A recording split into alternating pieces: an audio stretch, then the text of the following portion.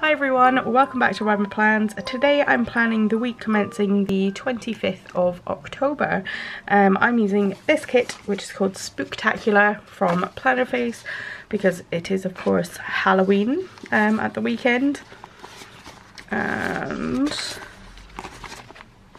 I am using this washi, also from Plannerface actually. And should I go for a colour block today, do we think? My only issue with the colour block is that I need to use all of these. Maybe I could bring in some other functionals. So it would be green. So probably could have planned this before filming, but you know. Okay. Maybe I could make it pink. I'll just work in a different order. So pink, I'm sure I will have more of. Maybe not.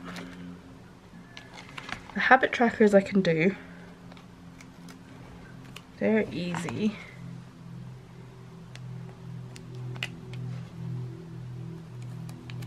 That's almost the same shade. Maybe they're not that easy. Maybe I can't colour block. I guess as long as it's like roughly pink. That's just gonna have to do, I think, because I do want a colour block. People who colour block, how do you do your sidebar? Oh no, I just got stuck. Eek, this is going well, isn't it? Okay. So I'm gonna go ahead and just get started. Hello, hope you're all doing awesome today. I am gonna jump straight in. Excuse me clicking around, I'm just clicking and reading something off another screen. So I am gonna read a bit from Anti-Racism Daily, and today it's called Learn How to Apologise. I'm not going to read the whole thing because I feel like if you want the whole thing you should definitely just subscribe to them. I think you should anyway. But basically this is talking about how we find it difficult to apologise. So I will start somewhere in the middle, and it says, apologising isn't embedded in US culture. UK either, I guess. In fact, very much so in UK. I don't know. We apologise a lot, but not for things that matter. Generally, people in the US are wary of admitting that they're wrong. A personal admission of guilt can lead to consequences, a loss of respect, friends and community, and complicated emotions to process individually. A study found that on average, politicians who apologised were more likely to lose support than gain it afterwards, while some use as a rationale for why Trump doesn't apologise. Our aversion to apologising is part of our relationship with power. An offender will often choose not to apologise because they maintain a greater sense of control and often feel better about themselves. From Scientific American. This perceived sense of power may feel like protection against external shame, blame and consequence.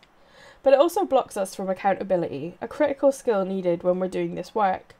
Not just when we engage in conversations on a one-on-one basis, but when we envision how we want communities to thrive. We can't continue to rely on punitive practices when we work to change systems, like reimagining public safety and collective care. And we can't keep shaming our leaders for admitting mistakes until we are ultimately left with those too proud to do so. Luckily, we can practice apologies on our own and bring them into our next conversation. And a wholesome apology is more than just saying I'm sorry. There are many spaces for inspiration you can go to for apologies, including your own spiritual, religious or cultural backgrounds. Then it goes on to talk about where they've learned about apologies. Invest in self-reflection. The apologies we're focusing on aren't the compulsive, oh my god I'm so sorry ones that you might squawk out if you bump into someone on the street. We're looking for thoughtful and sincere apologies, and those often take some deep self-reflection.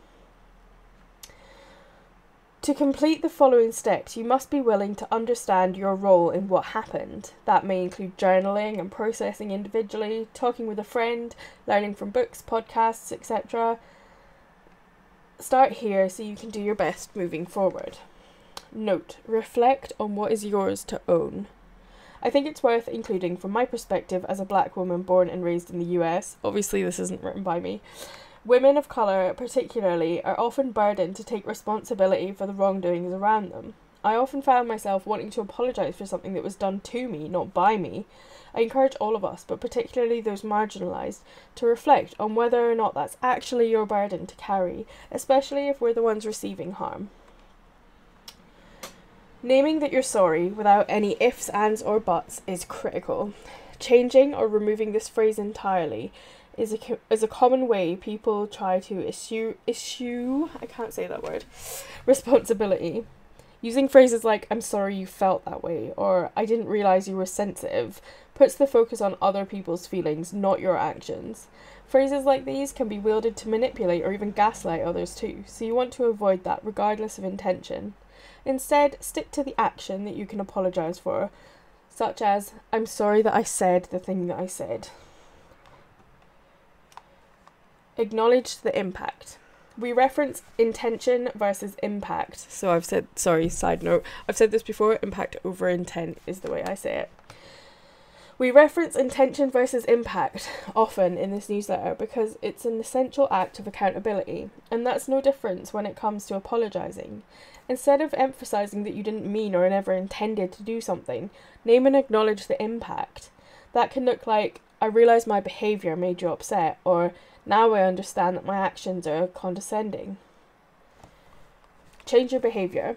An apology is something we do, not something we say, and we carry it forward by changing our behaviour to minimise opportunities for future harm. This action might be something you name in your apology, like "Moving forward, I will not talk to you in that way again." It might also be something you commit to learning more about so you can grow. "I'm going to take a course so I can better understand how to engage properly." But neither you, the recipient, or society gain anything until you put your apology into practice. This might be difficult and burdensome, and tiring and overwhelming, yet if you're going to apologise, you have to be committed to this step. Remember that after you apologise, regardless of how well rehearsed and well practiced, you may have to detach yourself from the outcome. No one owes you their forgiveness, no matter how truly and deeply you might desire it. Respect the recipient's boundaries and ensure your apology is consensual. And note that an apology is not a replacement with other forms of accountability, like giving reparations or removing yourself from a position of power.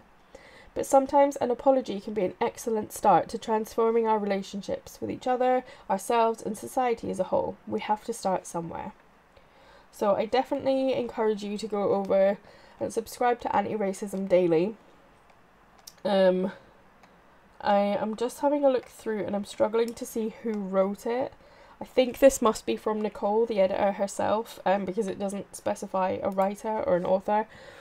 But yeah, this nothing in particular has prompted this at all. It's just one of those things that I read it this morning. It came into my inbox this morning and I was like, yes, because I struggle so much with this. I struggle on a level that I instinctively apologise for things that aren't necessarily my fault. So if somebody bumps into me in a supermarket, if they run their trolley into me, I apologise. And sometimes I think to myself, why are you apologising just for being in the world? We're like in the same space they wanted to be. So yeah, I struggle with instinctive apologies. I'm a real people pleaser, and sometimes I'm like, oh my god, I'm so sorry, and I'm trying to just patch over a situation sometimes. So I think I personally need to work on being more accountable and being mindful that only to say sorry for the things that I genuinely want to change, and then putting in the effort to change those things. But yeah, I thought it was super duper useful. So let me know what you guys thought, what you made of it. Are you good at apologising? Is anyone good at apologising? I feel like apologising is such a difficult thing to do for a lot of people. Yeah, and I think it's also something that needs to be done like on someone's own schedule. So I hate this whole thing of like making kids apologize to each other. I just feel like they don't learn anything. All they learn is that like if you say sorry then it's all better. So this is really meaningful to kind of bring into parenting and obviously to use in activism spaces. So enough about that. I'm finishing up this spread with a few date dots. I do go on to finish it even more in a minute outside of the voiceover, because that's just always what I do. I stop the voiceover and then I go, oh, there's more I didn't do. I don't really know why, but yeah.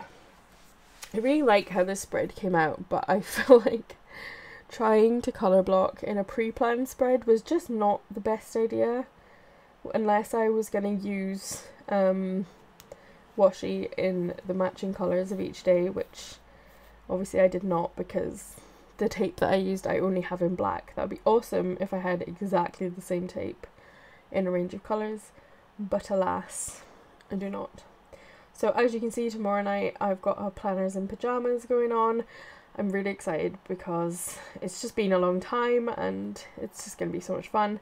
I love the sticker I've used as well. It's from Your World of Colour. Make sure you use Sophie 10 if you grab that little Zoom call sticker or anything else from the shop. And then I just finished off with these little ghosties. I talk about it outside of the voiceover, so I won't go into it. But yeah, just writing everything in. I love the pen I'm using. I can't remember what it's called. Tilly will say it in the comments, but she got it for me for my birthday and I just love it. I think my writing's so much better now. Okie doke, so there is the finished spread. I think the colour blocking worked quite well. I'm quite happy with it, reasonably, not amazingly, but you know, all good. Oh, I should maybe put some overlays. Maybe just get a bit of, I don't have any full box sparkles, I don't think. Do I have any washi full Halloween sparkleness? I don't think so. I have that, which kind of matches this, so I will use that.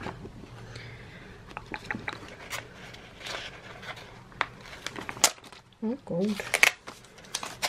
I'm suddenly in a bit of a rush because I've been asked to go to work early, so my morning's been kind of thrown out of whack, but we're all good.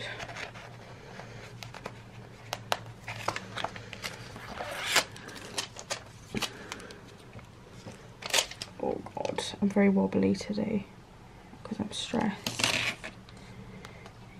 Eek. Yeah, that messed up. Damn it. I think if I can smooth it out a bit, that's fine. And then we just want, I'm gonna have to clear this up later. We just want some boxes. We've not got many full boxes in this spread today.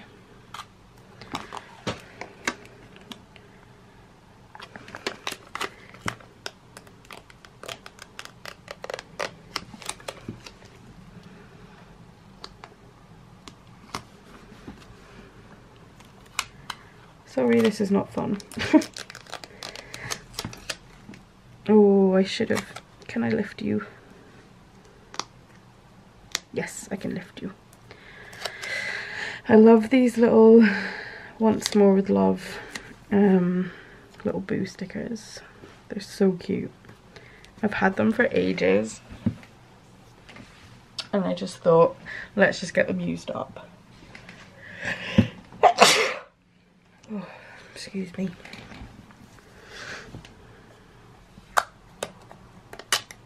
Yeah, I ripped one. I always rip them.